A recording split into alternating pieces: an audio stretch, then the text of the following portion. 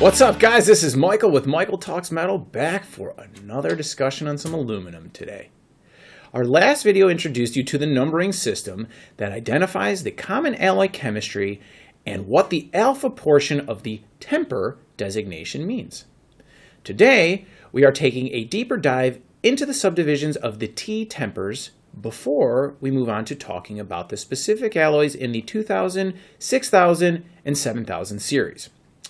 Common examples of alloy and temper are as follows: 2011 T3, 2024 T4, 2024 T351. Could be 7075 T6, 7075 T73511. Lots of numbers here. What do they all mean? All the heat-treatable alloys are strengthened by precipitation hardening. Cold working can supplement the heat treatment in achieving the required properties, as shown in some tempers. Cold work that does not affect the properties is not prohibited in other tempers. A two-step process that first creates a uniform distribution of the chemical elements is called a solution treatment.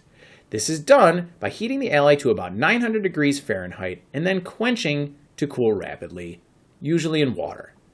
The second step, precipitation or aging, allows some of the elements to form particles within the structure that results in the strengthening of the alloy. In some alloys, this can occur at room temperature and is termed naturally aged. When the precipitation step is requiring when the precipitation step requires heating, it is termed artificially aged. Time and temperature for each step vary by alloy and are typically performed by the producing mill. So, now it's time to talk tempers. Say that a few times fast. Time to talk tempers. T1 temper indicates the alloy was cooled from an elevated temperature shaping process, like hot rolling, that naturally aged, resulting in a stable condition and not subsequently cold worked to increase strength. T2, not Arnold, is like T1, but cold worked and naturally aged. T3, solution heat treated, cold worked, and naturally aged. Our 2011 T3 example is typically cold drawn and naturally aged in bar products. T4, solution heat treated and naturally aged. 2017 T4 would not require any cold work between solution treatment and aging to achieve properties. T5, cooled from an elevated temperature shaping process and then artificially aged. 6063 T5 extrusions would be aged after cooling from the extrusion temperature. T6, solution treated and artificially aged, are example of 7075 T6. T7, solution heat treated and stabilized, 7075 T7351 from our examples. More on the extra digits in just a second. T8, solution heat treated, cold worked, and then artificially aged. 2011 T8 would be an example here. T9, solution heat treated, artificially aged, and then cold worked. T10, cooled from elevated temperature shaping, cold worked, and then artificially aged. An additional digit represents a variation of that temper. So, for example, a T73 or a T76 is a variation of the T7 temper. A T62 is a variation on the T6 temper. Wow. Seems like we covered a lot, or it seems like we pretty much covered all the permutations in the first couple digits after the T, but we often see even more numerals. And so what the heck are they? Glad you asked.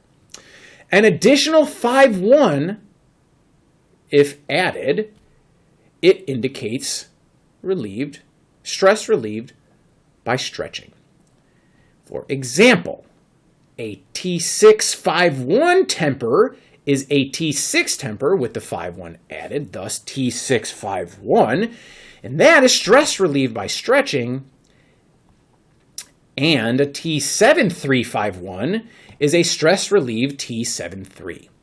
Add a 0, and that T6510 is a T6 extrusion with only stretching for stress relief. Add a 1 instead of a 0, and a T6511 is an extrusion that may receive minor straightening in addition to the stretch for stress relief. It looks like we've covered most of the code that describes the alloy and temper for the heat-treatable alloys. And as you can see, there are quite a few numbers and characters that we would have to contend with. And that string is extremely important. And so, there's more detail that can be embedded within the specs themselves, so I will gently remind you to check the specs twice. Can't hurt. So I hope you enjoyed the temper talk today, folks. Tune in next week for a little more talk on aluminum. And so this is Michael with Michael Talks Metal. And if you've made it this far, please consider subscribing. It would help the channel. I'd appreciate it. If you've missed any previous videos, just try right here. They're right there.